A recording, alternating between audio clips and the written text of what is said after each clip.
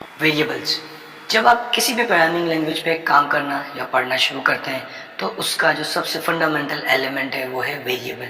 Variable एक container है जिसमें आप इंफॉर्मेशन को स्टोर करते हैं। प्रोग्रामिंग लैंग्वेज हम करते क्यों हैं? ताकि हम किसी मैनुअल टास्क को ऑटोमेट कर सकें, सॉफ्टवेयर वर्ल्ड में लाके रियल वर्ल्ड प्रॉब्लम को सॉफ्टवेयर में सॉल्व कर सकें। अब रियल वर्ल्ड में आपके पास कुछ इंफॉर्मेशन होती है जो कि आप स्टोर करते हैं पेपर पे, कहीं लिख कर रखते हैं। वही इन्फॉर्मेशन अगर आपने सॉफ्टवेयर में, प्रोग्राम में, कंप्यूटर में रखनी है तो कहाँ रखेंगे, कैसे हैंडल करेंगे, उसको रेफर कैसे करेंगे? उसके लिए आप यूज़ करते हैं वेरिएबल्स। वेरिएबल एक कंटेनर है जिसमें आप अपनी इन्फॉर्मेशन को स्टोर करते हैं और उसको रिपीटेटिवली आप यूज़ कर सकते हैं, क्योंकि आप उसको एक आइडेंटिफायर असाइन कर देते हैं उस कंटेनर को, उसमें वैल्यू स्टोर हो जाती है और आप उस आइडेंटिफायर को लेके जब भी आप उस आइडेंटिफायर को रेफर करते हैं तो उसमें जो इन्फॉर्मेशन रखी होती है वो आपको मिल जाती है। क्योंकि आप वेरिएबल में किसी इन्फॉर्मेशन को स्टोर करते हैं, वो information over the period update होती है, चेंज होती है, तो आप वेरिएबल में वैल्यूज़ को चेंज कर सकते हैं। इसीलिए इसका नाम वेरिएबल है, यानी कि चेंजेबल, वेरी कर सकती है इसके अंदर इन्फॉर्मेशन। जो भी इन्फॉर्मेशन आप वेरिएबल में स्टोर कर रहे हैं वो चेंज हो सकती है।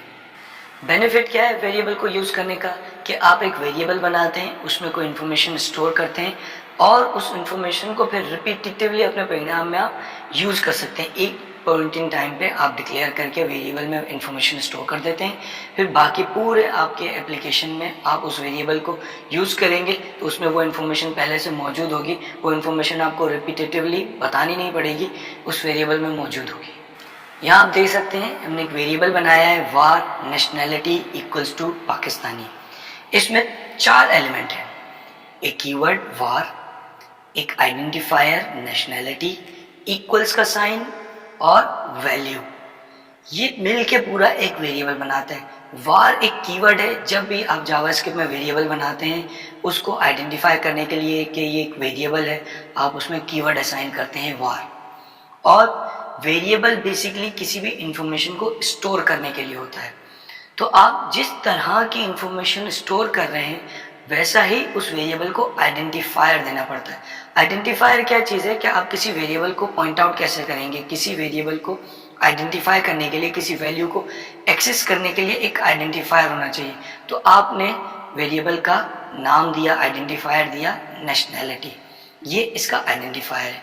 इक्वल्स का साइन और फिर वैल्यू। वैल्यू इस वक्त हमने डबल कोट्स में लिखी है पाकिस्तानी, ये टेक्स्ट बेस्ड वैल्यू है, यानी कि आप कोई टेक्स्ट आइडेंटिफाई कर रहे हैं, कोई टेक्स्ट इन्फॉर्मेशन पास ऑन कर रहे हैं। तो आपने एक वेरिएबल बनाया वार नेशनैलिटी इक्वल्स टू पाकिस्तानी। इससे होगा ये कि एक वेरिएबल मेमोरी में बन जाएगा और उसमें एक वैल्यू असाइन हो जाएगी पाकिस्तानी। डिफरेंट तरह के वेरिएबल्स बनाए जा सकते हैं, जैसा कि आप देख सकते हैं var nationality equals to Pakistani, var age equals to 25, var is fee paid equals to true या फॉल्स। तो आप डिफरेंट तरह से वेरिएबल्स बना सकते हैं। वेरिएबल्स को कोई आप नाम देंगे और वेरिएबल्स को नाम देने के बाद उसमें इंफॉर्मेशन स्टोर करेंगे। जिस तरह की इंफॉर्मेशन आप स्टोर करना चाहते हैं आप उसमें असाइन कर देंगे। वेरिएबल बनाना 2 स्टेप प्रोसेस है। एक वेरिएबल की डिक्लेरेशन है, दूसरा वेरिएबल की इनिशियलाइजेशन है।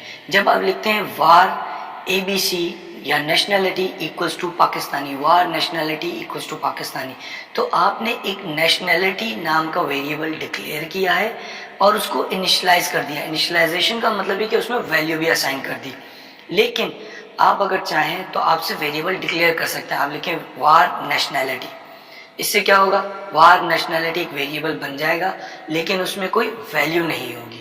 जब आप उसमें वैल्यू असाइन करना चाहते हैं तो आप नेक्स्ट लाइन में आके लिखेंगे नेशनैलिटी इक्वल्स टू पाकिस्तानी। इसी तरीके से अगर आप कोई और वेरिएबल, नंबर वेरिएबल बनाना चाहते हैं तो आप लिखेंगे वार एज या जो भी वेरिएबल का नाम लिखा, सेमीकोलन, टर्मिनेट कर दिया। ये वेरिएबल डिक्लेयर हुआ है, इनिशियलाइज नहीं हुआ, इसमें कोई वैल्यू असाइन नहीं हुई।